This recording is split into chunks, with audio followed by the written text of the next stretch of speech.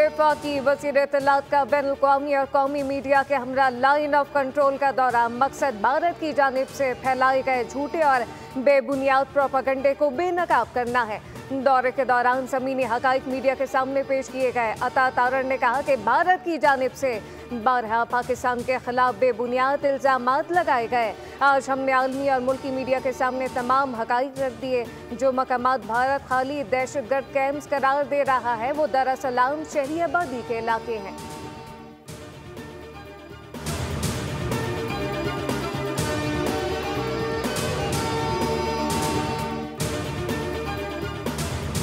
भारत बाज न आया, एलओसी पर रात गए फिर बिला इश्तियाल फायरिंग। पाक फौज का मुंह तोड़ जवाब। भारतीय बंदूकें खामोश करा दी। भारत ने एलओसी पर नकियाल, खोईरट्टा, शारदा, कील सेक्टर, नीलम और हाजीपीर सेक्टर में बिला इश्तियाल फायरिंग की।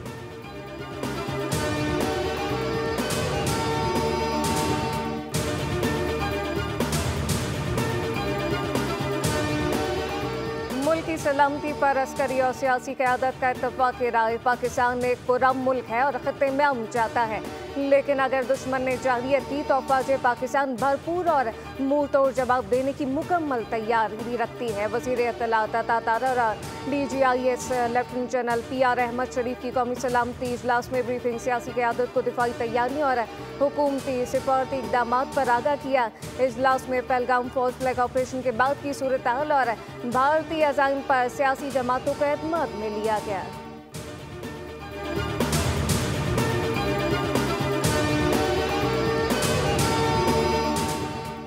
कौमी सलामती का इजलास आज 5 बजे होगा। 38 निकाती एजेंडा जारी कर दिया गया। पाक भारत कशीदगी, जारहाना इक़दामात और मोदी के इल्ज़ामात पर बहस की जाएगी। हुकूमत का पहलगाम फौज फ्लैग ऑपरेशन और भारतीय जंगी जाहिलियत के खिलाफ कौमी असम्बली में करारदाद लाने का फैसला। इजलास में सिंताउस मुआहदे की खिलाफ वर्जी और हुकूमत अपनी हिकमत अमली से आगाह करेगी।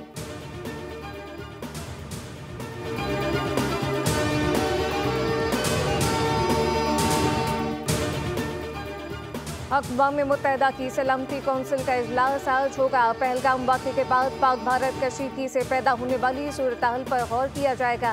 खित्ते की ताज़ा तरीन सूरत हाल पर अक़वाम मुत्तहिदा की सलामती कौंसिल को ब्रीफिंग दी जाएगी।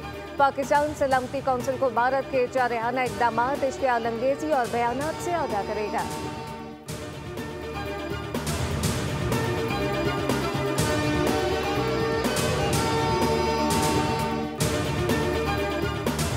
पहलगाम फॉल्स फ्लैग, मोदी सरकार पर शदीद तनकीद का सिलसिला जारी है। हमलावर सख्त सिक्योरिटी के बावजूद कैसे पहुंचे? भारतीय खतून ने सवाल उठा दिया। लोगों को कत्ल करने के बाद दहशतगर्द कैसे फरार हो गए? दहशतगर्दों का फरार होना निज़ाम की संगीनी पर सवालिया निशान है। सिक्योरिटी खर्चात के बावजूद मौसर इक़दाम क्यों नहीं किए गए?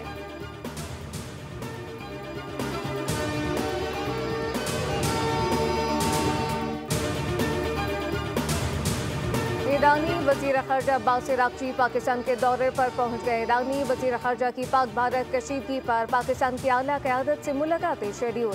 तर्जुमान दफ्तर ख़ारजा के मुताबिक आला सतह का दौरा पाकिस्तान और ईरान के गहरे मजबूत ताल्लुकात का आगाज़ है। ईरानी वज़ीर ख़ारजा के दौरे में अहम इलाकाई और आलमी उमूर पर गौर किया जाएगा। ईरानी वज़ीर ख़ारजा अब्बास अराग़ची ने कहा था कि ईरान दोनों ममालिक के दरमियान कशीदगी कम करने के लिए इक़दाम करने को तैयार है। ईरान खत्ते में अमन कायम करने के लिए हर मुमकिन कोशिश करेगा।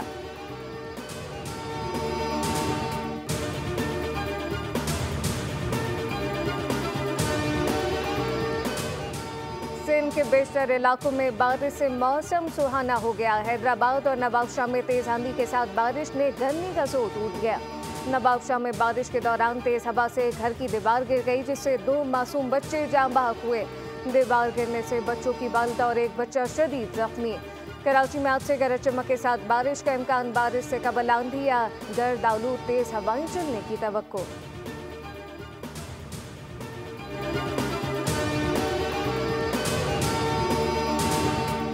और स्टेट बैंक मॉनेटरी पॉलिसी का ऐलान आज करेगा। माशी इशारियों का जायजा लेकर पॉलिसी रेट जारी किया जाएगा।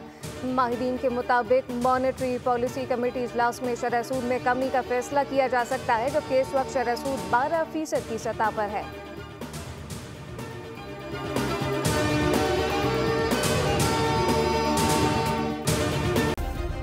सब्सक्राइब करें और बेल दबाएं ताकि कोई खबर रह न जाए।